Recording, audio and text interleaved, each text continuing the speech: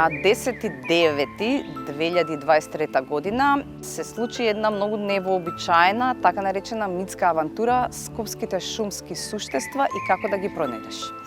Тоа е една авантура која што ја имам создадено со цел и младите, но и возрастните да научат за нашите митови, легенди и преданија, поточно за народната македонска митологија.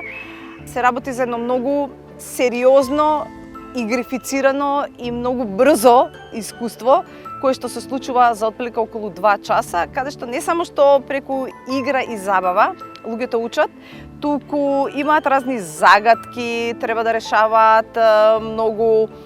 систематски елементи, за да можат на крајот да откријат како всушност настануваат волшебните приказни.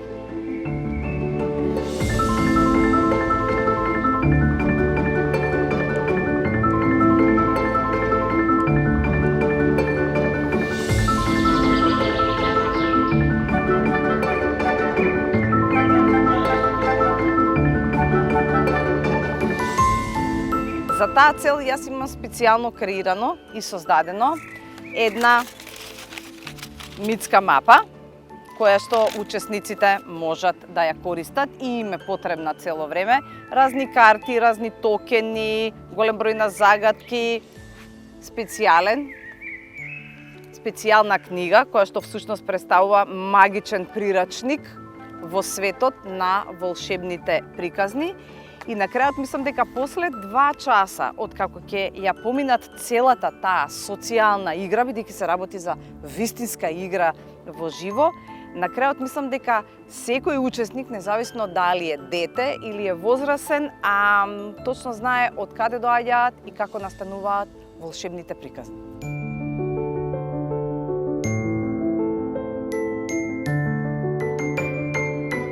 Јас сум многу среќна кога ги правам овие авантури, инаку ова не е прва авантура, имам и разни други авантури, тие се сите во рамките на мојата интерпретацијска програма Storytelling Skopje. Можат гледачите да си ја погледнат на интернет и на сметките на социјалните мрежи.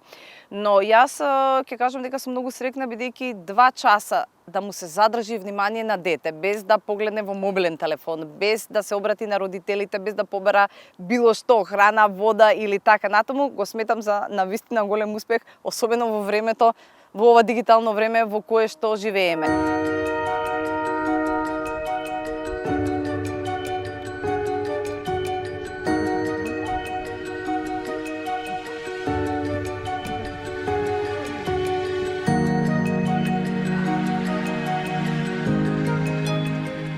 Најчесто групите се ограничени максимум 10, евентуално до 15 учесници. И тоа е направено со цел секој од партиципантите да може директно да учествува, практично да биде вклучен, да влезе во приказната, независно за кој тип на авантура или на искуство се работи, да можам на сите да им ги научам имињата, да им ги видам слабостите и предностите, за да можам да ги вклучам, секој од нив да ја добие шансата да биде дел од играта. Ова митска авантура Скопските шумски суштества и како да ги пронајдеш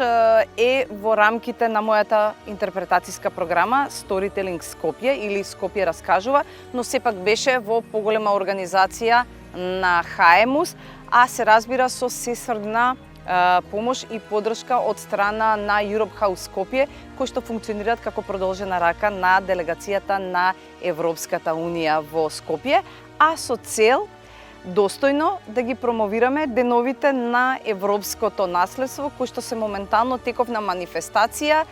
и всушност ХАЕМУС како Центар за научно истражување и промоција на културата во 2020 година ја доби една од најпрестижните европски награди за најдобра европска приказна за проектот Денот на Баба Марта. Награда која што се доделува од самата иницијатива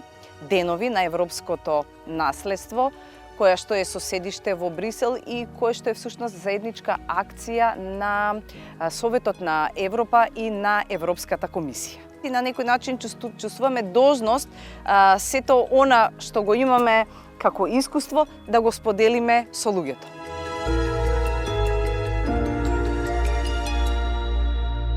Еден од следните проекти кои што ХМУС ќе го прави повторно во соработка со Europe House Скопје повод Европските денови на наследството оваа година е и интерпретацијската обука за начинот на кој што може да се спакува природното и културното наследство со цел за одржлив туризам. Се работи за една специфична обука, бидејќи интерпретацијата на наследството е нешто кое што веќе ги надминува границите на науката и би рекла дека се работи за моќни, едукативни, комуникацијски и бизнис алатки кои што секому му се потребни генерално во животот, а најмногу им се потребни на оние луѓе кои што директно се занимаваат со туризмот, независно дали е тоа природното или културното наследство, и сите оние луѓе кои што имаат прилика да угостуваат многу посетители, клиенти, да имаат голем обрт на луѓе, да дистрибуираат информации од областа на наследството. И сметам дека овој тип на обуки допрва во Македонија, ќе земат залет. Многу сум среќна што станав координатор, национален координатор за Македонија на Interpret Europe. Тоа е најголемата европска асоциација за интерпретација на наследството. Како координатор планирам да се инволвирам малку пошироко, особено во медиумската јавност, за да луѓето дознаат што значи интерпретацијата на наследството, колку е тоа полезно за сите овие професии кои што ги набројав, и се разбира да се приклучат кон ова, да кажам, невообичаена, но навистина многу моќна бизнис алатка.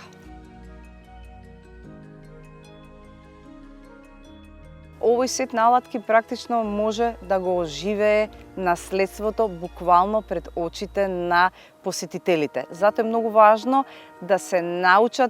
научи вистинската методологија преку која што тие тоа можат да го направат. И од таа причина, кога го правев овој модул за интерпретацијската обука, гледав да има помалку предавања, а повеќе вежби, индивидуални и групни вежби, бидејќи сметам дека на тој начин учесниците директно можат да се инволвираат и да ги научат алатките на интерпретацијата на наследството. Иначе, генерално, не само кај нас, туку и во светот, овие обуки се прават максимум до 16 луѓе, за да може да им се посвети внимание на учесниците, да може да се следи нивната работа, бидејќи има многу сегменти.